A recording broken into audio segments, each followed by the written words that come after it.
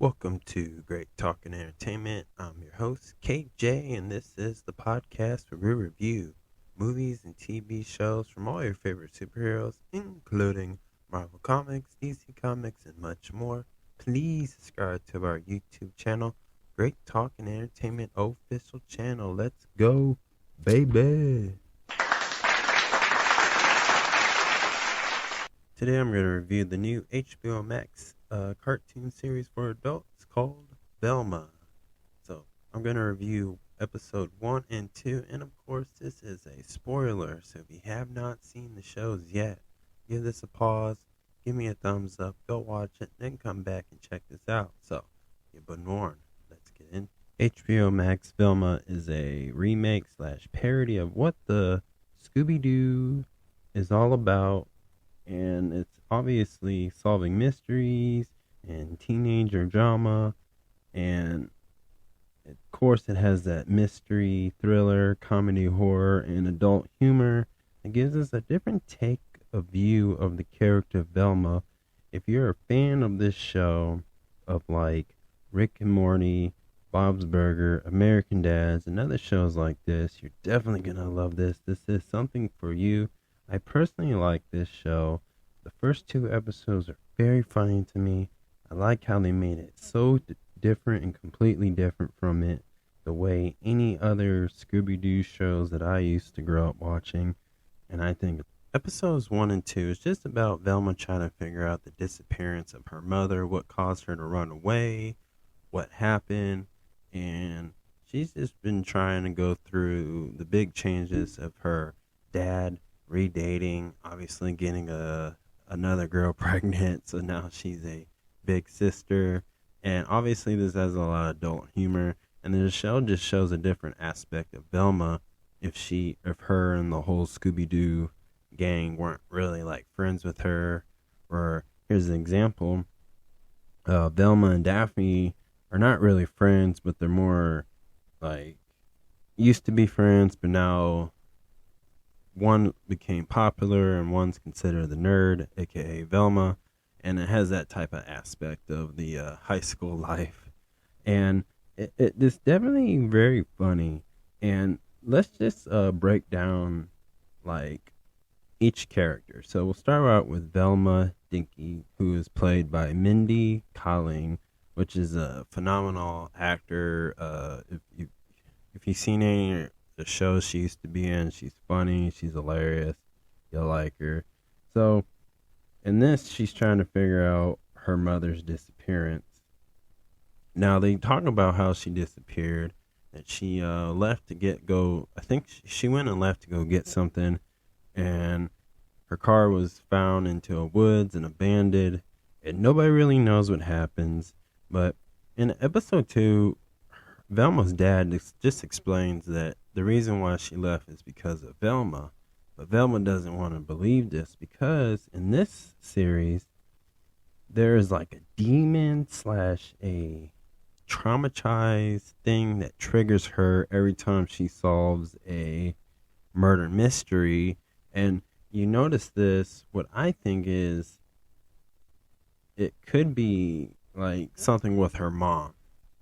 Because in this, they explain that the reason why Velma wears her famous glasses that people recognize Velma wearing is from her mother.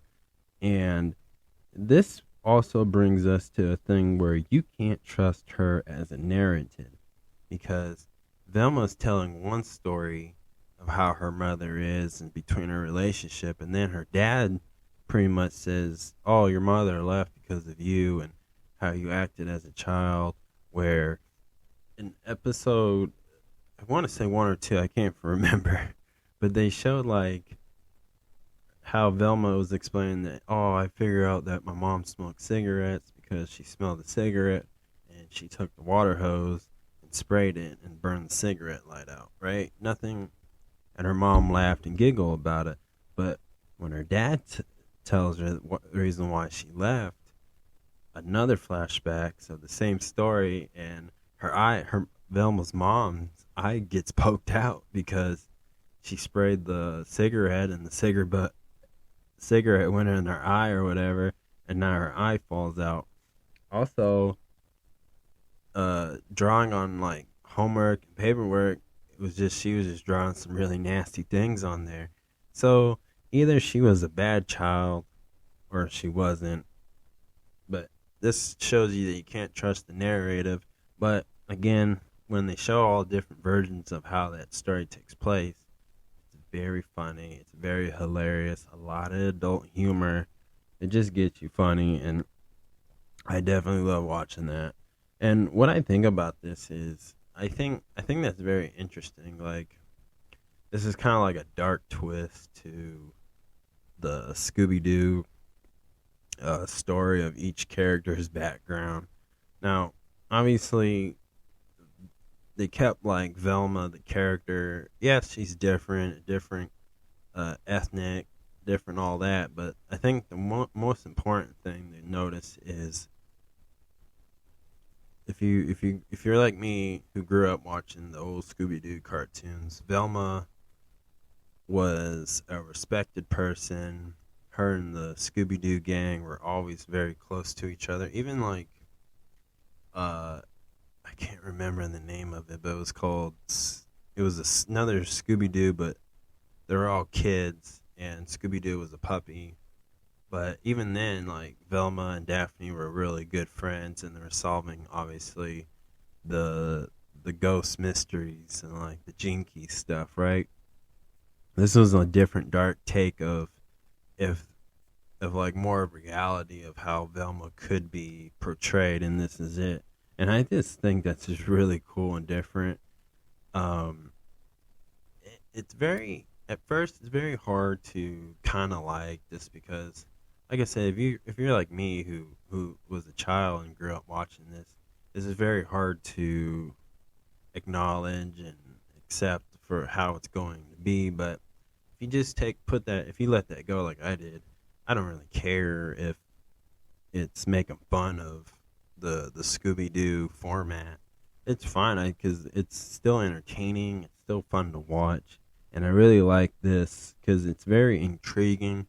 And I'm definitely curious of more what Velma is going to discover of why her mom did disappear, and does she come to like does she come to reality and accept that what her dad said is the truth, or maybe her dad's lying. I don't know.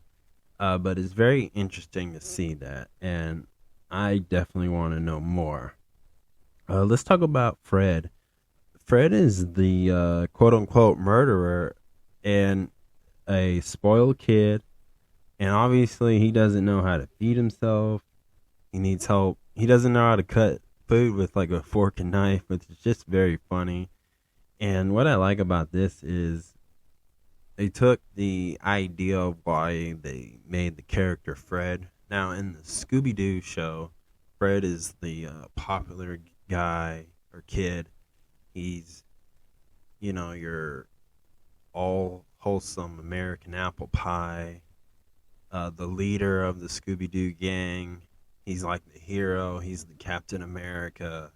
He's the Superman. But this one, he's a spoiled rich kid that has a lot of needs. And in episode 2, when people laugh at Fred for not knowing how to use a spoon or a fork and knife to cut like a steak, he goes nuts and starts slashing people. And I'm just like, what? So Fred is a killer just by this type of trauma that he's going through.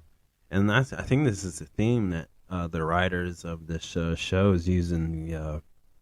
All these characters from the Scooby Doo have some type of traumatized like childhood moment that makes them think like that. Because, like I said, Velma, every time she start figuring out or solving a mystery, like sneaking in the house, things turn into that classic Scooby Doo thing where it's haunted. There's a monster, but it seems like they're using the like something's triggering her because she's been traumatized.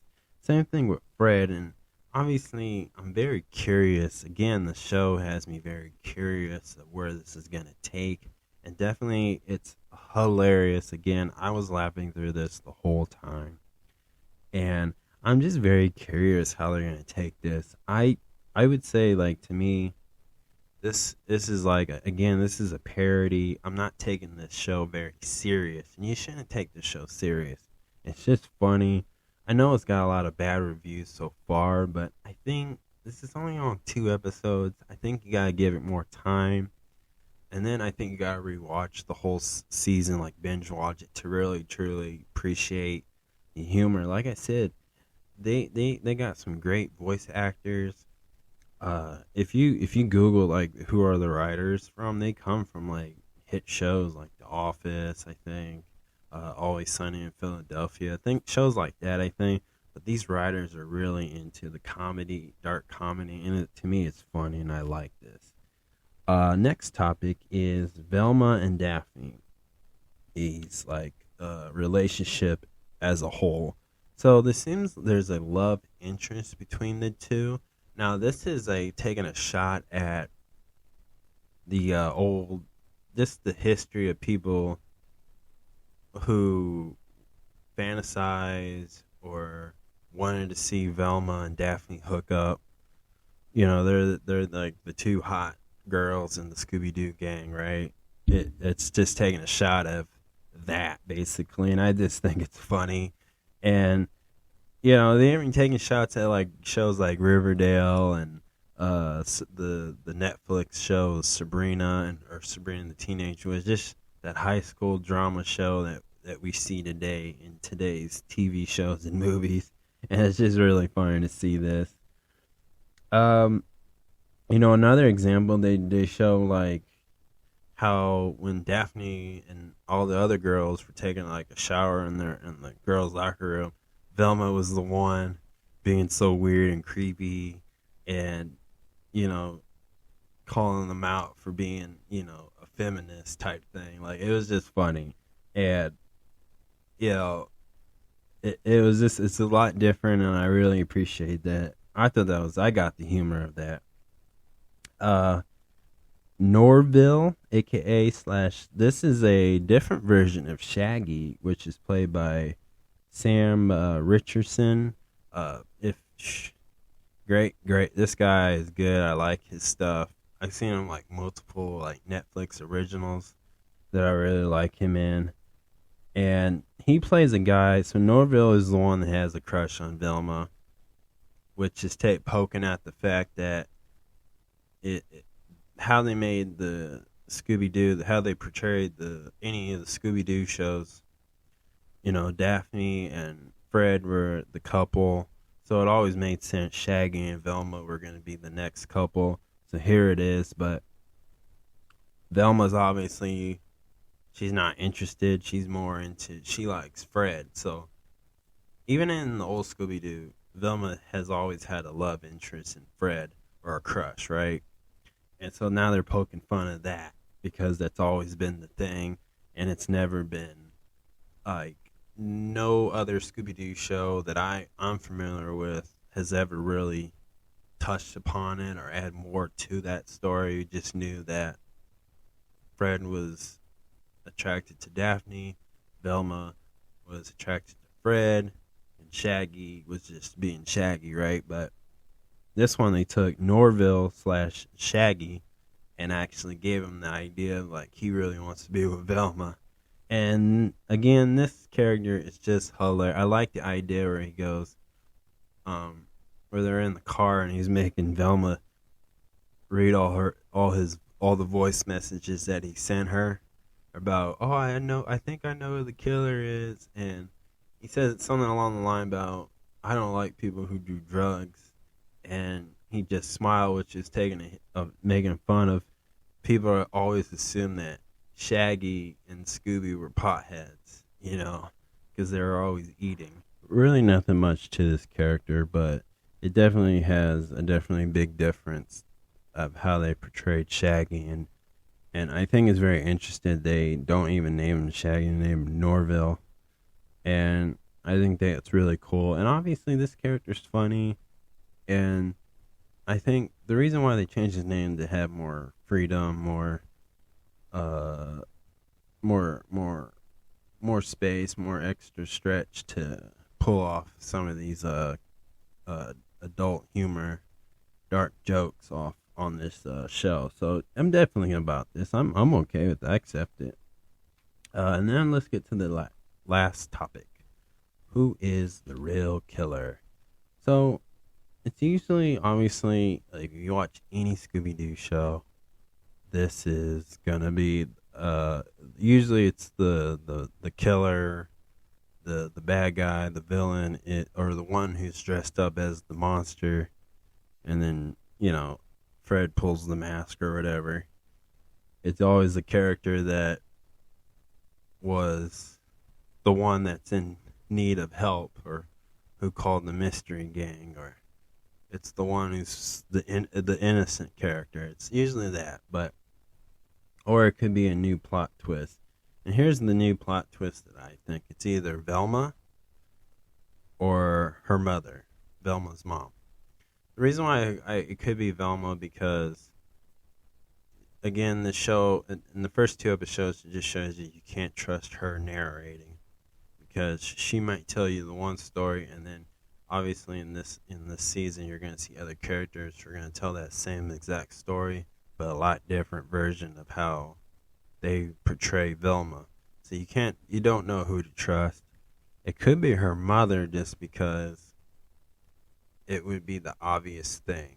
And I think it would be funny, and they're going to have a funny reasons with her mom, but that's what I think. So, other than that, I really enjoying this. I can't wait for more episodes.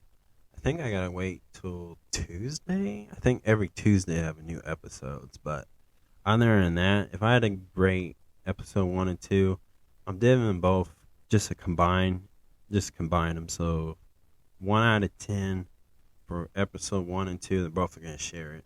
I'm just going to give them an 8 because both episodes were funny. I really liked it, and I'm definitely enjoying this, and I can't wait to watch more. Thank you for listening to my podcast. Please subscribe to my YouTube channel, Great Talk and Entertainment official channel. Thank you, and peace.